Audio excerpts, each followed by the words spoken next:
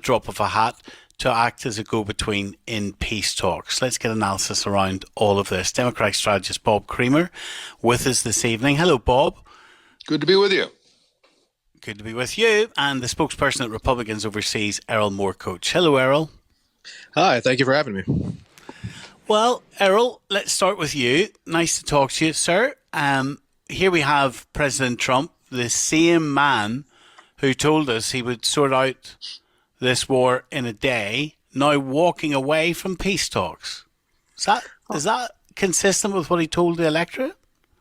I think it's consistent with Donald Trump's negotiation strategy and having a very difficult situation to deal with. It's a lot of hot and cold, hot and cold. Obviously, they wanted a peace deal much earlier on. They wanted both the leaders, Zelensky, who's our ally, and Vladimir Putin, who is our enemy, to potentially be better actors. So I think it's a lot of the Donald Trump negotiation strategy here versus the American commitment, which has been steadfast, as you see with that recently signed minerals deal, which, by the way, puts pressure on Canada, which is their largest exporters of minerals. So I think it's a little bit overblown to say that they're walking away from peace just because they're refusing to perhaps send envoys anytime they're becked and called. We're going in the right direction, at least with Ukraine, not with Russia. Currently, they're not being good actors, but we're going in the right direction with Ukraine. You saw the conciliatory meeting during the Pope's funeral and things like this that have been positive things. So I don't think it's a negative. Going the right direction for if the money was right. Well, the money is an interesting thing to bring up because the American taxpayer, of course, is involved in this. Now, it wasn't our administration that lost this war. If you keep in mind, to start this century off, you had George Bush, they invaded. You had Barack Obama, they invaded. You had Biden, they invaded. The only U.S. president who Russia has not invaded a sovereign nation under has been Donald Trump.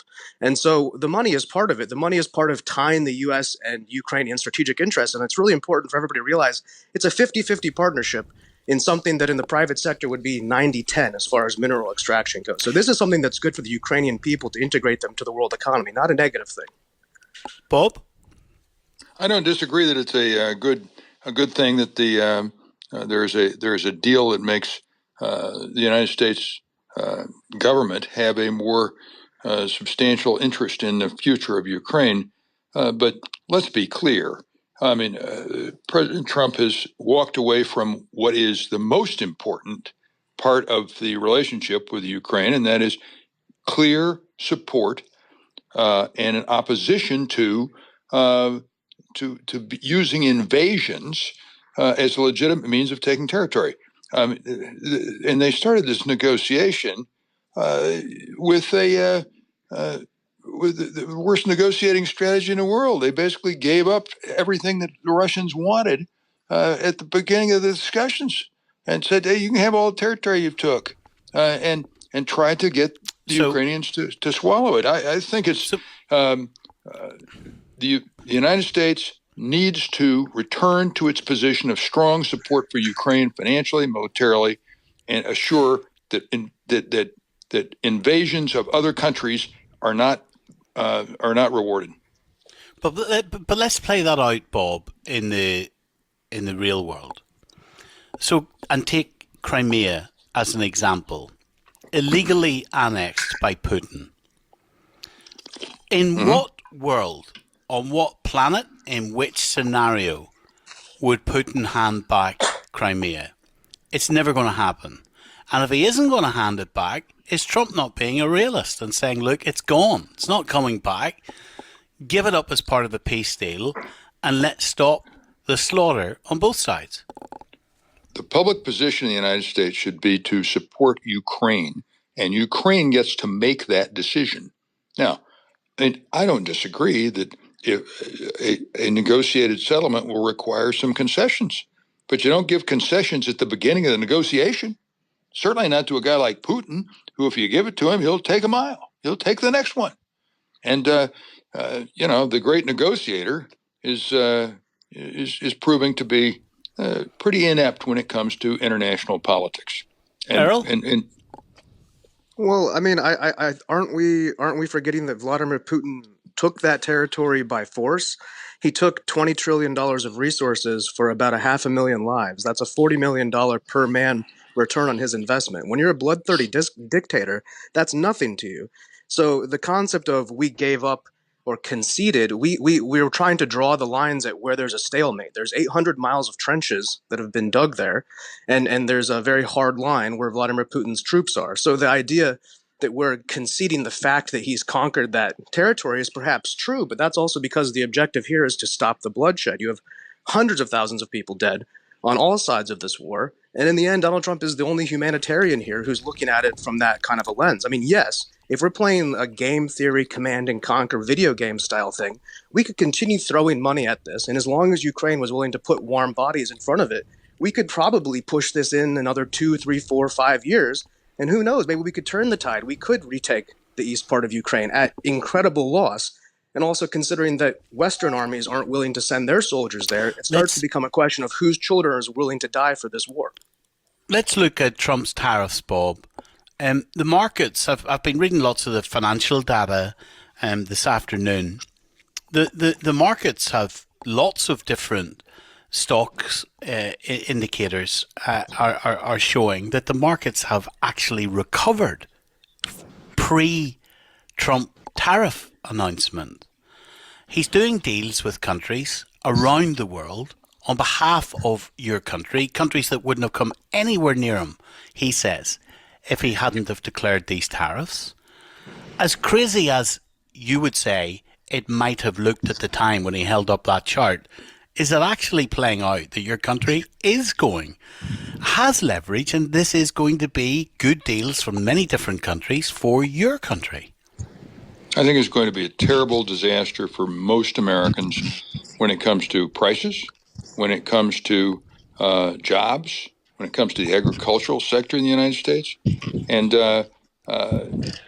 there's no evidence, really. We've seen no evidence, not a shred, that there is actually going to be, in the near term, any serious deal that involves concessions that improve the United States position. I'm in favor of using tariffs in a selective way to build American manufacturing infrastructure.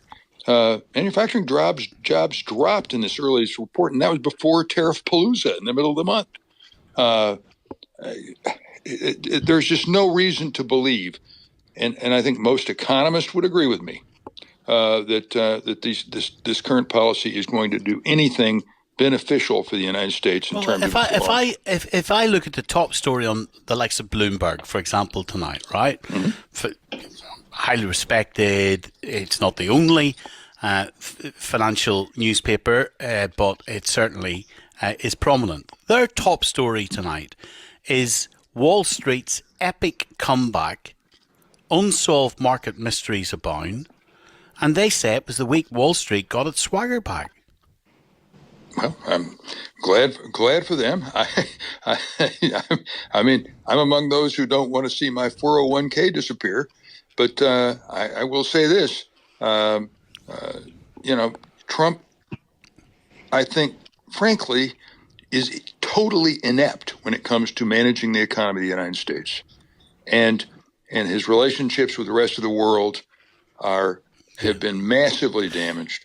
I don't think the Chinese have, at this point, they say, "Oh, China's going to negotiate." I don't see any evidence of that. Well, there is evidence of it, because there are credible reports coming from China now that they are open for discussions, and the situation is softening. It's early days.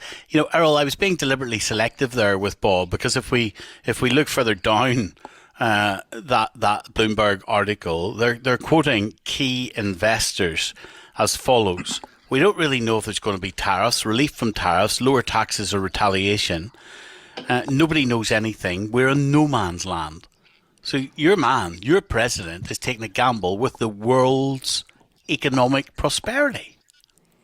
A gamble. It depends on. I mean, when you're talking about the markets and a gamble, it's one and the same in some respects. The S&P hit its longest winning streak in 20 years after closing green. I think one thing that's important to realize is the U.S. actually only imports 13.8% of our total goods from China, down from about 22% at the peak.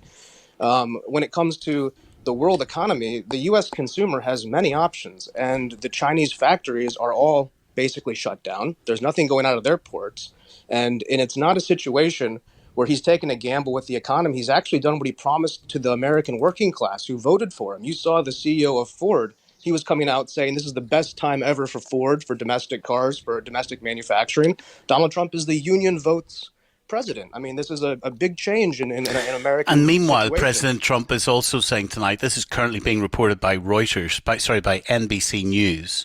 Trump downplays recession fears, saying the US would be okay in the long term. So what type of short-term pain is there going to be, Bob, for people in your country, and what type of kick-on is there going to be for people around the world?